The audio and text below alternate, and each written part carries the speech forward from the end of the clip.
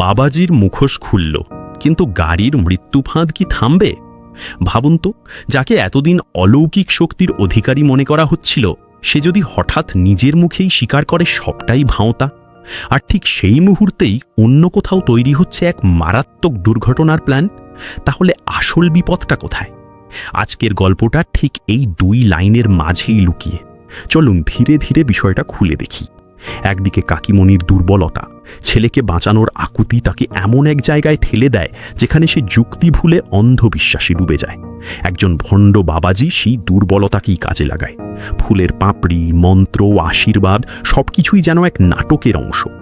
কিন্তু আপনি কি খেয়াল করেছেন, এই পুরো ঘটনাটা শুধু কুসংস্কার নিয়ে নয়, এটা আসলে মানুষের মানসিক ভেঙে পড়ার গল্প। যখন কেউ খুব প্রিয় কাউকে হারানোর ভয় পায়, তখন সে কতটা অযৌক্তিক সিদ্ধান্ত নিতে পারে, এই অংশটা সেই সত্যিটাকেই তুলে ধরে। কিন্তু এখানেই গল্প শেষ না, বরং এখান থেকেই আসল খেলা শুরু। অন্যদিকে গোপনে চলছে আরও বড় ষড়যন্ত্র। বিহানের গাড়ির চাবি চুরি করে এমনভাবে সেট করা হলো যাতে যেই বের হবে তার জীবনে নেমে আসবে ভয়ঙ্কর বিপদ। এটা কি শুধুই একটা দুর্ঘটনা, নাকি ঠান্ডা মাথায় পরিকল্পিত আক্রমণ? আর সবচেয়ে গুরুত্বপূর্ণ, এই প্ল্যানের পেছনে কে? আপনার কি মনে হয়, এটা শুধু এক ব্যক্তির কাজ, নাকি পুরো একটা নেটওয়ার্ক কাজ করছে? এবার আসল টুইস্ট। যখন বাবাজির সামনে তার প্রতারণার শিকার একজন মানুষের উপস্থিতি দেখানো হয়, তখন সে ভেঙে পড়ে এবং সব স্বীকার করে নেয়। এখানে একটা মনস্তাত্ত্বিক দিক খুব গুরুত্বপূর্ণ, ভয়। যে মানুষ অন্যদের ভয় দেখিয়ে টাকা তুলত, সে নিজেই ভয় পেয়ে সত্যি বলে ফেলল। আমার মতে এটা শুধু একটা এক্সপোজ না, এটা একটা শক্তিশালী মেসেজ। যারা মানুষের দুর্বলতা নিয়ে খেলে, তারা ভেতরে ভেতরে সবচেয়ে ভীতু। কিন্তু প্রশ্ন হলো, এই স্বীকারোক্তি কি সত্যিই সব সমস্যার সমাধান করে দিল, নাকি এটা কেবল বড় ঝড়ের আগের শান্তি? এখন আর একটা লেয়ার যোগ হয়, টেকনোলজি। অরিনের বন্ধুর সাথে ঘটে যাওয়া ভয়েস স্ক্যাম আমাদের চোখে আঙুল দিয়ে দেখিয়ে দেয় কিভাবে আধুনিক প্রযুক্তি ব্যবহার করে মানুষকে বোকা বানানো যায়।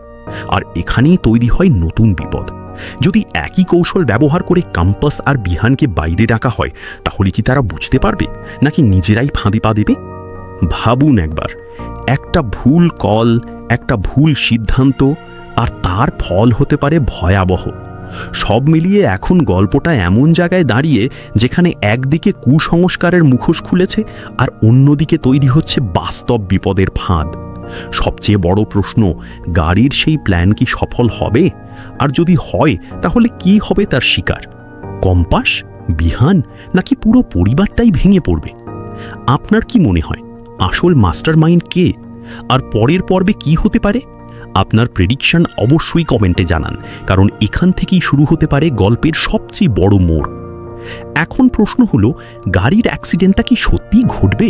যদি ঘটে, তাহলে টার্গেট কে? কম্পাস, বিহান, নাকি পুরো পরিবার? আর সবচেয়ে বড় প্রশ্ন, এই পুরো মাস্টারমাইন্ডটা কে? মোহিনী, নাকি এর পিছনে আর কেউ আছে?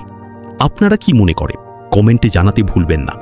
এমন থ্রিলিং আপডেট পেতে ভিডিওটা লাইক দিন আর চ্যানেলটা সাবস্ক্রাইব করে রাখুন, কারণ এখানেই পাবেন প্রতিদিনের ডিপ অ্যানালিসিস, একদম ডিফারেন্ট অ্যাঙ্গেলে।